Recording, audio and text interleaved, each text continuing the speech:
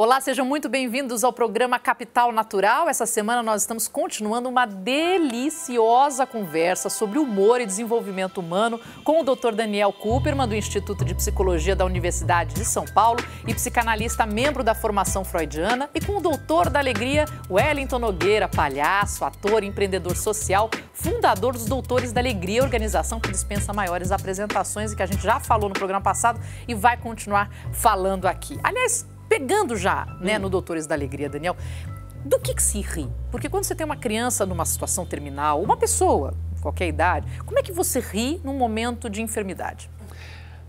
Porque, no caso, como a gente entra como besterologista, parodiando a figura do médico, da hospitalização e tudo mais, então a gente mostra que é possível rir mesmo estando nessas condições. E a gente ri com o espelhamento, ou com a brincadeira que o palhaço faz, ou com a conexão que a criança traz. A gente ri do que está... A gente mostra que rir é possível, na verdade. Porque quando a pessoa está doente, todo mundo vai olhar para o que está doente e precisa ser curado. Então a gente vai para o lado menos óbvio. A gente vai olhar para o que está bom e precisa ser estimulado. A gente pode entrar?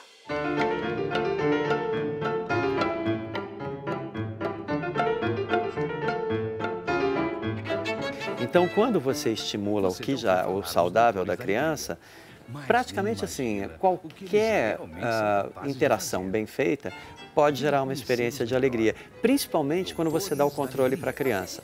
Tem criança que justamente ela já chega e fala, palhaço, não, você não pode entrar, e aí então você sai, não, então volta.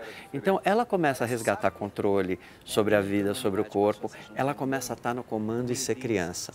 Então o que não pode fazer? O que não pode fazer, rir da criança, rir da condição, zoar. Isso, dentro desse contexto hospitalar, a gente abomina de qualquer forma, porque é sobre a gente rir com simplicidade, com espontaneidade e das próprias bobices que estão em volta da gente, que a gente, às vezes, precisa justamente um encontro entre um palhaço e uma criança para ligar esses pontos. Quando você entra num quarto, você sabe a enfermidade, sabe que estágio está? Porque tem coisa que, de repente, você vai dar uma brincada de apertar a barriga e não pode. Não. A gente sempre, inclusive, assim, antes de começar o projeto no hospital, a gente apresenta para todas as equipes e antes de visitar as crianças, a gente sempre se reúne com a enfermagem, porque elas dão o contexto, né, de cada criança. Então, a gente já entra sabendo o que pode, o que não pode, quando você tem criança em isolamento. Então, para a gente adequar a interação e trabalhar com o que está acontecendo lá. Por exemplo, a primeira vez que eu fui trabalhar com uma criança em isolamento total, porque ela ia fazer transplante de medula, então só apareciam os nossos olhos, porque estava completamente coberto de máscara. Mas assim que a gente chegou, essa criança falou, que bom que vocês chegaram, porque eu queria fazer uma festa de aniversário para o meu ursinho e eu preciso de alguém que tome conta dele enquanto eu vou fazer as compras. Você vê como a criança mesmo já trouxe todo o cenário, nós não tivemos que fazer nada, só apoiar aquela ação. E foi completamente mágico, encantador, porque ele ia, comprava, pegava o troco, aí falou, olha, distrai ele para eu poder colocar o bolo.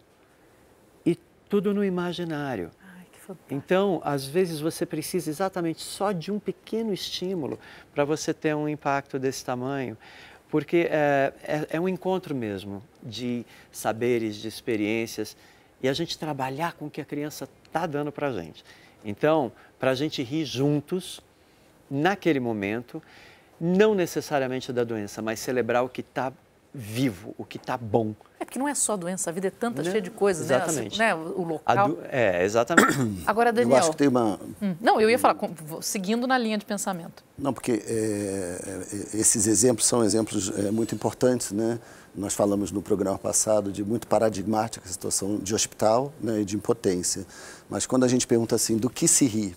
Do que se ri numa situação trágica? Né? É da doença ou de quem se ri? Então é muito importante, primeiro, a gente não está rindo do doente, né? Nós estamos rindo com o doente. Exato. E a segunda coisa é do que se ri. O humor, ele tem essa função de subverter uma determinada verdade que se impõe como única. Quer dizer, só há um modo de pensar aquela situação. E as instituições, elas provocam muito isso, né? Seja uma empresa, seja a escola, né? Seja o hospital, quer dizer, elas têm sempre um objetivo, né? E o humor, ele exatamente permite com que a gente relativize a situação. Né? Quer dizer, a criança está doente, ela precisa ser tratada, medicada, espetada, furada, precisa, né? Mas ela precisa se entristecer por causa disso, aí já temos uma questão, né? O hospital exige que o paciente se entristeça, né? Não necessariamente, em algumas situações ele precisa deprimir o sujeito, porque se ele estiver resistindo ao tratamento, mas você não precisaria estar triste porque você está ali, ou está doente, ou não triste o tempo inteiro. Então o humor tem essa função de subverter uma versão que se pretende única e universal para todo e qualquer fato. Então, ele é, na verdade, há um filósofo, né, chamado Vladimir Yankelevich, né, francês, que trabalhou a ironia, o maior estudioso sobre ironia. No final da vida, ele diz, o verdadeiro problema filosófico não é tanto a ironia, é o humor. Só que ele entendeu isso quando já estava bem idoso, bem velho, né? Por quê? Porque é o humor que nos faz sempre questionar qual é a verdade que está se impondo ali. E por isso o humor é tanto um instrumento maravilhoso para resgatar a potência criativa de todos nós, mas também de crítica política, social, né? Eu entendo também, a experiência me mostra que é como se fosse uma redenção, é como se fosse um contraponto nessa conexão com a nossa potência, do tipo, não tá legal, mas eu tô potente, eu tô rindo. É quase que como também um desafio a uma realidade que esteja se impondo de uma maneira mais forte e você consegue dialogar ou conversar com ela e de um lugar que é de olho no olho, que é de igual para igual. Eu não tô suprimido. Eu estou na minha potência, com a minha capacidade de rir, conversando com esse problema. Tem uma frase do Milor Fernandes que fala que o humor não existe humor a favor. Não entendo isso muito para as crianças, visto que o humor para as crianças é muito uma forma de brincadeira. Mas na parte dos adultos, acho que isso aplica. Porque ele tem que ser politicamente incorreto, senão não tem muita graça nele, né? Agora, tem limite para isso? Tem limite para o humor? Então, o humor, por que ele seria politicamente incorreto, né? Porque na psicanálise, nós dizemos que o humor incide sobre o que se chama superego, né? Sobre a instância da nossa mente, que é a instância censora, né? Ou aquela que nos obriga a fazer uma determinada coisa, temos que fazer isso, o dever, né? Essa ideia do dever, ou a ideia de uma censura, isto não pode. E o humor, ele atinge exatamente essa instância, né? Ele é um contra-superego, né? Então ele diz, você diz que eu sou obrigado a fazer isso, mas eu não quero fazer isso, eu quero fazer outra coisa. Não fala isso pro meu filho, não, rapaz, ele já é tão do contra. Pois é. Mas o humor. Mas na vida social a gente vai rir de quem, né? Ou dos ideais, né, sociais, por exemplo, todos aqueles que nos reprimem, de certa maneira, a obediência, né? Os governantes, as autoridades religiosas, as autoridades políticas, o professor, né? O Juquinha, nosso personagem da escola, né? Das piadas infantis, que ri sempre da professora. Quer dizer, é sempre uma autoridade, né? Que nós estamos podendo rir dessa autoridade. E com isso a realidade fica menos opressiva, né? Agora, o humor não é politicamente correto porque ele implica rir dos valores, né? Para quê? Né? Ou para destruí-los. Uma lubrificação também, né? Uma forma de criação, quer dizer, ou para destruir os valores e dar espaço para novos valores, né? Ou para se libertar da opressão. É que a gente aparentemente lida muito bem com o humor e vem cada vez lidando mais. Eu não sei se historicamente o humor mudou muito, mas entendo que o stand-up ajudou muito no processo de rir de si mesmo, porque as pessoas acabaram se expondo muito. A internet é um favor, porque pode estar acontecendo a catástrofe que for, você vai na internet, tem algum sarro engraçadíssimo da pior das histórias. Mas existe um limite, assim, porque parece que a gente não aceita a partir de um certo ponto. Caso do Charlie Hebdo, né? O humor, ele tá ali, mas tem um limite para ele, porque aí passa a ser ofensivo. Então, o problema que aconteceu na França, né, nesse episódio, é que determinadas, no caso a comunidade islâmica, se sentiu ofendida. né? Então, a fronteira delicada é do humor, dessa capacidade de rir de si próprio e da humilhação, né? Quando você ri do outro, você, em geral, provoca uma experiência de humilhação. As crianças odeiam que riam delas, por exemplo, né? Elas ficam muito chateadas. Meu amiguinho cai, eu rio, se eu cair alguém rir de mim, é péssimo. É péssimo, né? Então, o humor não é exatamente rir do outro, né? O rir do outro é ironia, sarcasmo, zoação, né? É quando você diminui o outro. Interessante. Quando a gente se inclui no riso, né?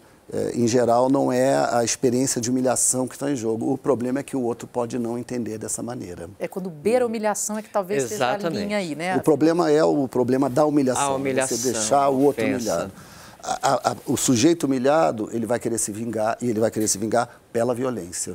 Né? Porque ele se sente violado. Perdeu a graça. Né? Exato. Quer dizer, então, eu diria, o humor não tem o limite, mas é a nossa tolerância, a capacidade de a gente ser humilhado ou, enfim, da gente ser zoado é que dá a censura. O humor tem três fatores que influenciam a recepção dele, né? Quer dizer, um é a ocasião, quer dizer, o momento de fazer humor, saber o timing, né? Como os comediantes trabalham muito com essa ideia do timing, né? A outra é uma noção do Bergson, do filósofo Henri Bergson, né?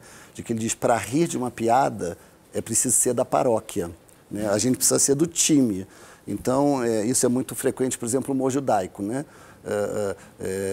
Nós, judeus, podemos fazer piada de nós mesmos. Agora, se alguém faz piada de judeu, é antissemita. É aquela coisa, não fale mal da minha família. Quem fala mal da minha família sou eu próprio. Ponto. Então, eu acho que nesses episódios que têm acontecido na Europa, sobretudo, que tem a imigração crescente, né, de pessoas de outra religião, de outra cultura, de países mais pobres, né, e que chegam nos países da Europa para fazer um trabalho que já é um trabalho em si humilhante, num certo sentido, nem sempre vão receber, né, as piadas, mesmo que sejam piadas que incluam toda a sociedade francesa. Não, mas aí você se sente, você pega, né, aquela parte que incomoda e aquilo torna... É uma gota d'água. É uma gota d'água nos conflitos sociais. Né? A gente não quer a gota d'água, não. A gente quer continuar só curtindo, enchendo o copo até transbordar, sem fazer problema nenhum. Então a gente vai fazer uma pausa rápida. Não dá para ir ao banheiro, não saia, porque a gente volta rápido. Tchau.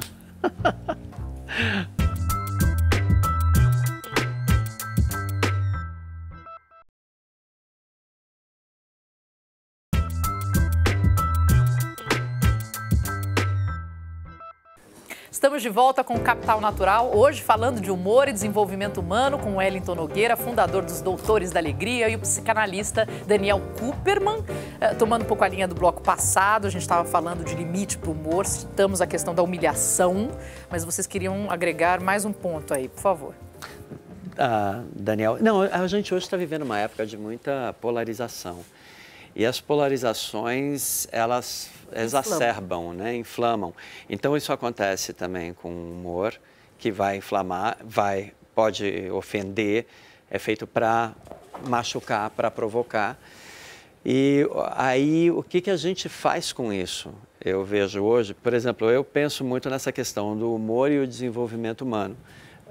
Quando as tribos dos índios Hopi, por exemplo, faziam cerimônias coletivas de evolução espiritual, que na verdade acabavam em grandes gargalhadas, porque o chefe da tribo falava, bom, agora que vocês riram, vocês estão mais leves, vocês podem ascender.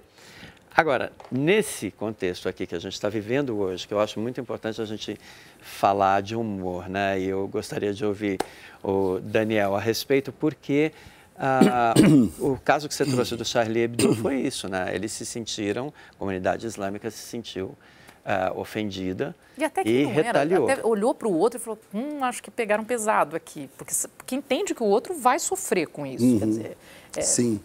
Agora, por outro lado, se a gente tiver esse excesso de empatia, né, não se faz humor.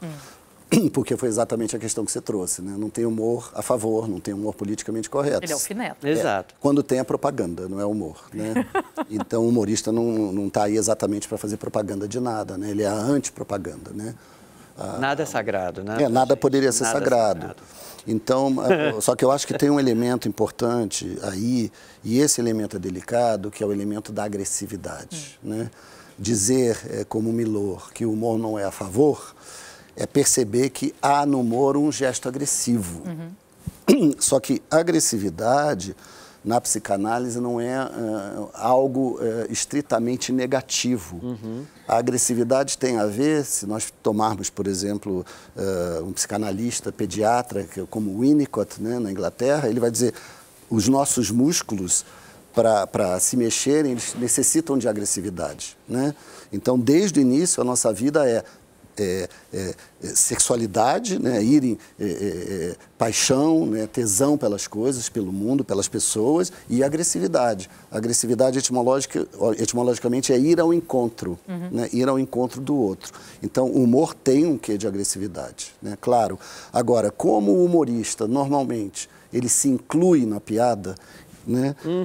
Ele não deveria ofender os outros, né? Agora, como tudo no humano, depende da linguagem, né?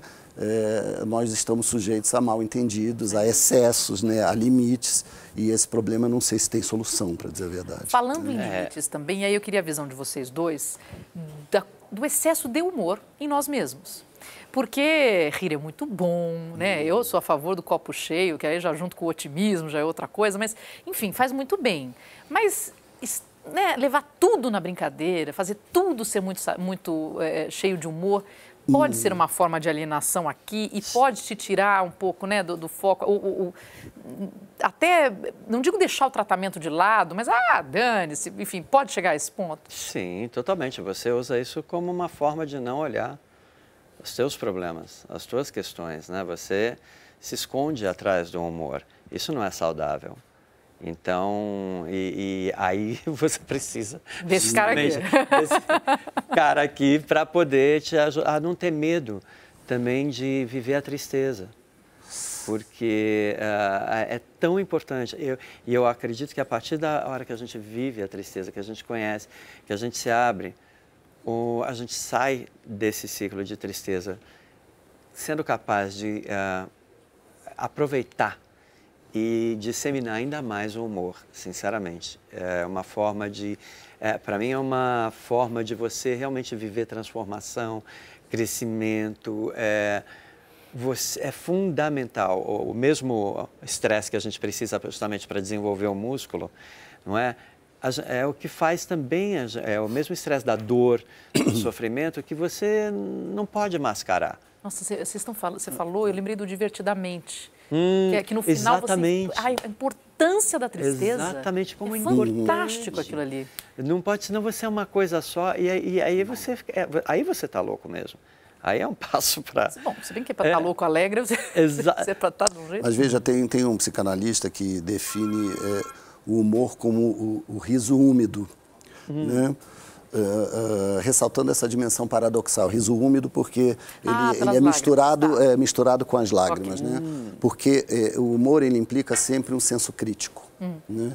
Por isso que, em geral, disse das pessoas que conseguem fazer humor que elas são muito inteligentes, né? Existe essa concepção. Há exceções. Né?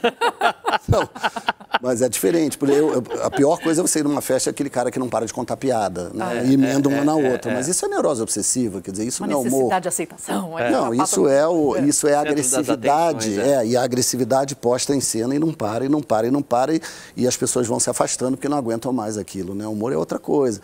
É o riso úmido, quer dizer, ele é mais sutil, você pode emitir só um sorriso de canto de boca, né? Então, essa questão do luto, né, que nós falamos no programa passado, é muito importante, quer dizer, o crítico aí é você poder reconhecer onde a nossa ilusão de onipotência, né, não se sustenta. E isso é amadurecimento, quer dizer, se você pega um adolescente, por exemplo, ele é onipotente, né? É difícil ter um adolescente que reconheça facilmente seus limites, né? Então, ele vai tomar todas, beber todas, se arriscar, pular da ponte, achando que ele é imortal. Isso é o que nós chamamos de onipotência, né? Com o amadurecimento, nós vamos baixando essa bola, né? Baixando a onipotência. Só que baixar a onipotência não quer dizer que nós precisemos ficar melancólicos, tristes e impotentes, né? Então, o humor é isso, ele é um tipo de luto que faz com que, paradoxalmente, nós possamos curtir cada vez mais o estar vivo. Exatamente. Você abre espaço em você, na verdade. Você vive aquela dor e a partir disso você consegue elaborá-la, pronto, e daí você abre espaço para mais humor, para mais tristeza, mas enfim, para estar vivo, para estar pulsando, porque esse é o problema. A zumbificação que hoje a gente vive, onde justamente quando você ri só de uma coisa, parece que você só pode ir para um caminho.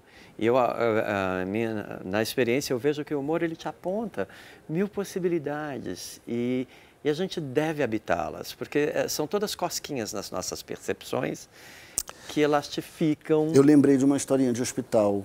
Historinha de hospital? Verdadeira, mas é a coisa mais engraçada que eu já ouvi. Conta a historinha. Conta. Eu fui visitar um parente, um tio falecido, e ele ficou muito mal, teve um problema e ficou internado muito tempo.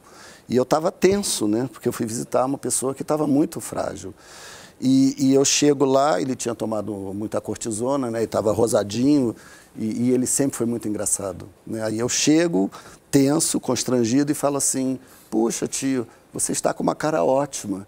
Ele vira para mim e fala: a cara vai ter alta amanhã, o resto fica. Né? Quebrou o meu constrangimento, né? Quebrou o dele, porque ele estava recebendo uma visita que ele sabia que ele estava produzindo sofrimento. E aí a gente pôde conversar. Pronto. Né? Exatamente. Aí, não é fantástico? Eu pensei dissolve. Num outro lado. A tristeza batendo. O fato do Robin Williams ter se matado é uma coisa que eu não consigo, não compreenderemos, né? Uma pessoa que passava tanta alegria, vivia tanto humor e que alguma coisa ali não se encontrava, né? Mas dizem, né? Disse que os humoristas têm um lado, né? Que uma tendência à depressão e à melancolia forte. É muita entrega, mas é por isso que ele é crítico, o humor, né? É uma maneira de você combater uma tendência que todos nós temos, todo ser humano tem, um núcleo melancólico, todo. E é uma tristeza. Né? E essa história dele é aquela coisa, né, do tirar a pintura do palhaço e ter uma pessoa mais triste ali, mas eu não gosto dessa imagem, não gosto, levanta de novo, bola para frente. Mas o Robin Williams merece um brinde, né? Merece um brinde. Merece. O Robin Williams. Ok, bem lembrado. Com isso, a gente faz uma pausa última e volta muito rápido. Não saia daí.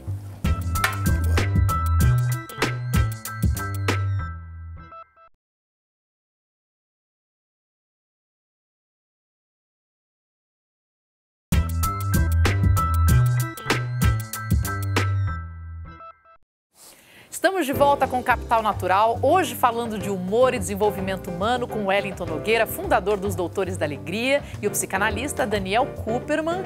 A gente estava falando aqui no intervalo micro da diferença entre o humor das mulheres e dos homens, né? E pelo menos a percepção eu tenho de que nós mulheres temos algumas limitações. Eu acho que a gente parte muito para as brincadeiras sexuais, colocando assim de uma forma muito básica. E você falou que você tem uma pesquisa com base nisso? Não, eu tive acesso a uma pesquisa canadense, né, que reflete o modus operandi, o modo de funcionamento da nossa cultura, né, que tenta dizer, bom, os homens fazem mais humor que as mulheres, né, no geral, mas os homens gostam das mulheres que riem das suas piadas, né? E as mulheres gostariam dos homens que as fazem rir. Sim. Né? Só que eu escrevi um texto sobre isso, né? Onde eu brinco, porque essa pesquisa ela reflete exatamente uma cultura falocêntrica, né? Uma cultura que dá o poder na mão do homem. Então, o humor ele é um instrumento de sedução, né? E ele é contagiante. Quer dizer, o humorista ele seduz a sua plateia. Toda a graça do stand-up comedy, na sua origem, né, era uma plateia não querer rir, né, por isso que era ritual de iniciação de comediante. Né? E aquele que conseguia fazer essa plateia hostil rir, ele provava que ele era um ótimo humorista, um ótimo comediante. Né? Porque o humor ele seduz. E nessa pesquisa o que mostra é isso, quer dizer, os homens mantendo poder, né, fazendo as mulheres rirem das suas piadas e se sentindo, né, o máximo por causa disso, e as mulheres querendo alguém que as faça rir, né? E agora eu te falo justamente, nessa questão, se você for ver no mundo dos palhaços hoje, aqui no Brasil especificamente, a gente está vendo uma série de coletivos de mulheres palhaças. Ah, é? É, exatamente, porque o palhaço, ele é também muito falocêntrico, né? Completamente focado, é muito masculino, e de repente as mulheres começaram a fazer a formação de palhaço. E você vê, no Doutores a gente tem, normalmente a gente coloca uma dupla, um homem e uma mulher, porque tem criança que se relaciona melhor com a figura feminina, outras com a masculina, mas é incrível com o número de palhaças que começou a aparecer e começar a demarcar um espaço mesmo de igual para igual, porque o humor de uma palhaça é tão bom quanto o de um palhaço, né? E ainda por serem mulheres, elas podem entrar em regiões que normalmente a gente não consegue. E talvez percebam, né, elementos de graça que o humor masculino talvez não perceba. Eu acho que um dos motivos pelos quais as mulheres não se prestavam muito à comédia ou a fazer esse papel é o imperativo da beleza. Né? Eu ia tocar porque isso. A mulher precisa... Você tem que se despir. Você tem que se despir, você tem que fazer careta. Isso é verdade. Você tem que poder rir, né? E o riso feminino, ele era algo que na Idade Média era muito aproximado ao diabólico, né? Então tem algo do imperativo de beleza, que a mulher precisa ser recatada e do lar, como se diz hoje, né? E o riso é associado à loucura, à sexualidade, à agressividade, à sedução, né? Então a mulher que ri, nós temos aquela atriz famosíssima. Lucille Ball? Não, no Brasil, aquela que conta muito palavrão. Calabresa? Não, aquela senhora a Zilda Cardoso, por exemplo, da minha época, que fazia Catifunda na Praça da Alegria. A que morreu? A que era que senhora? morreu, A gente falava muito palavrão. Esqueci o nome dela agora, mas daqui a pouco... Dercy Gonçalves. Dercy Gonçalves, pô. Dercy Gonçalves. Mas a Dercy Gonçalves era o antítese da bela mulher. Exato. E além disso, né, as mulheres que faziam rir eram mulheres de teatro, mulheres não muito bem afamadas. Né? Exatamente. Então, não precisa chegar nisso, quer dizer, é isso que eu falar, por exemplo, a palhaça mulher faz piadas diferentes das dos homens, ou brinca de forma diferente, ou tem diferenças entre a palhaça mulher e o homem na atuação, não? A palhaça mulher, ela trabalha muito, ela brinca muito com a feminilidade, com o contraponto e o oposto, justamente aquela coisa da florzinha que ao mesmo tempo é capaz de pegar e estraçalhar um palhaço. Então... Como é que é o nome daquela... Ela brinca com os papéis femininos, né? Do Looney Tunes, a Felícia, que esmaga os animaizinhos, que ela abraça, ela ama tanto que ela mata os animaizinhos. É louca, completamente. Que é divertidíssimo. Eu adoraria ver um número, por exemplo, de uma palhaça mulher ou de uma humorista mulher sobre parodiando um homem. Porque os homens fazem piada com mulher, né, tipo a loura burra, né, ou com gay. Mas você não vai ver muito, né, um homem fazendo piada de homem. Eventualmente a caricatura de um machão, né? Muito eventual. Uma mulher fazendo uma paródia de um homem... Estraçalhador. Né? Ia ser maravilhoso. Né? A imponência, né, de um homem. Eu acho que o humor feminino hoje na nossa cultura é fundamental. Olha, e o humor é uma delícia porque ele regionalmente tem suas facetas, né? Sim. A gente fala, claro, falando do humor brasileiro, a gente pode citar tanta coisa, mas é que todo mundo fala do humor britânico, que tem uma coisa. O Mr. Bean, por exemplo, é uma delícia de se assistir sem dar uma palavra. Monty Python era maravilhoso. Monty Python, magnífico, magnífico. O Steve Martin, outro dia eu estava vendo o material dele, o Steve Martin de uma sutileza simples na atuação dele, né? São essas coisas que não precisam ser agressivas, que não precisam ser humilhantes e que trazem, inclusive, muito para ele mesmo na dificuldade do momento ficar muito engraçado. Então ele pode ser simples, né, e mesmo assim tirar muita risada. A Vida de Brian é uma paródia da vida de Cristo. A hora que eles acendem aquele baseado do tamanho de um caminhão e saem correndo queimando e os romanos ficam todos malucos por causa da fumaça? Pois é, mas tem e toda uma paródia. O apedrejamento é maravilhoso, né? Que as mulheres se vestem de homem porque elas querem ir no apedrejamento também, né? Porque só homem pode ir no apedrejamento. Para apedrejar a mulher que é adúltera? Exatamente. Então elas vão e elas estão carregando, algumas estão vendendo barbas para as mulheres que querem apedrejar também, elas estão carregando pedras, é muito legal. O humor é uma delícia. E você vê, ali eles brincam, tanto que Vida de Brian ficou proibida, aqui no Brasil foi proibido durante muito tempo e tudo mais, por causa disso, ele mexia, fazer uma coreografia com os crucificados, sim. né? Então, a gente está falando de Charlie Hebdo, mas um país como o Brasil... Eles fizeram isso de um jeito que eu acho que pode ter chocado, mas não ofender a ponto de acabar em violência. Você vê que essa questão da ofensa, ela é muito sutil, né? Saudade do Chico Anísio, só para fechar um parênteses. Pode crer. O cartunista Aroeira me contou que quando o Papa João Paulo II morreu, né, ele prenunciou a morte, porque, não sei se vocês lembram, mas teve uma semana antes, o Papa tentou falar e não conseguiu falar. E todas as revistas vieram com o rosto transtornado pelo esforço do Papa, né? E ele fez uma charge que era o Papa na sacada, né, do Vaticano para fazer o discurso, e a legenda era: serei breve. E foi censurado porque o editor, com razão, disse: escuta, isso vai comprometer o jornal, nós vivemos no maior país católico do mundo, né?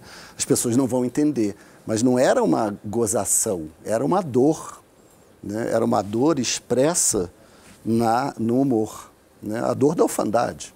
Porque o Papa é a figura, o nome já diz, né? Não só para os católicos, né? Mas ele é uma figura representativa de um poder paterno, né? de sabedoria, né? Para quase todas as religiões. O humor é extremamente importante, exatamente quando ácido, quando toca e traduz num desenhinho, num cartunzinho, uma situação política, uma dificuldade econômica, como a gente vive hoje. Porque ele traduz, muito simplesmente, uma coisa que às vezes é difícil de se abordar ou fazer com que as pessoas prestem atenção, por ser um assunto pesado. Mas daquela forma, numa tiração de sarro, você chama atenção para uma problemática muito séria. E aí a gente toma mais consciência da nossa finitude, das nossas responsabilidades sociais, da importância do cuidado com o planeta, com a natureza, com tudo. Quer dizer, o humor tem um papel que eu acho que cada vez mais importante na nossa sociedade, inclusive porque a gente acessa mais facilmente as pessoas. Exatamente. Eu acredito hoje como é uma questão assim, evolucionária mesmo, essa questão da gente trazer e incorporar cada vez mais o humor,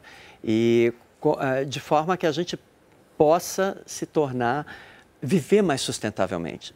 Porque quando a gente é capaz de rir da gente mesmo ou de ver soluções onde elas não aparentam não ser possíveis, a gente usar o humor para a gente poder se relacionar, para a gente poder se aproximar, a gente começa a criar ciclos mais sustentáveis, onde a experiência humana, eu acho que ela fica mais enriquecida. Eu falava para o Wellington, né, no intervalo, sobre a dimensão ecológica do humor, né, fazendo referência ao programa, a sustentabilidade. Nossa senhora, no minuto final, agora a gente vai tocar isso, que maravilhoso, vamos lá. Então, porque eu lembrei, né, de um livro do psiquiatra, psicanalista francês, Félix Guattari, chamado As Três Ecologias. Né? E ele fala, existe uma ecologia ambiental, evidentemente, que é a mais difundida, né? Existe uma ecologia social, que é a da vida, né, em sociedade, as culturas, os países, né, as fronteiras. Existe uma ecologia que é mental, né, que é psíquica. E o humor talvez seja a figura mais representativa dessa ecologia mental, quer dizer, aquilo que nos dá sustentabilidade para lidar com os prazeres e os desprazeres, com as alegrias, com as tristezas. Com as mudanças. Com as fortunas, né, as boas fortunas e com as infelicidades que a gente é obrigado a lidar ao longo da vida. Nossa, né? Daniel, muito obrigada. Lubrifica. Terminamos o programa de um jeito muito, muito gostoso. Que prazer ter vocês aqui. Prazer. Dessa forma, Obrigado. eu digo, o programa fica por aqui. Agradeço a presença do Dr. Daniel Cooperman, do Instituto de Psicologia da Universidade de São Paulo e psicanalista membro da formação freudiana, e o doutor da Alegria, Wellington Nogueira, palhaço, ator, empreendedor social, fundador dos Doutores da Alegria, uma organização que a gente, né, conseguiu dar uma pontinha aqui de como faz um trabalho maravilhoso. Nós vamos ficar por aqui, mas por favor, acesse a nossa página no Facebook e faça parte da nossa rede. Eu sou a Marina Machado. Até a próxima.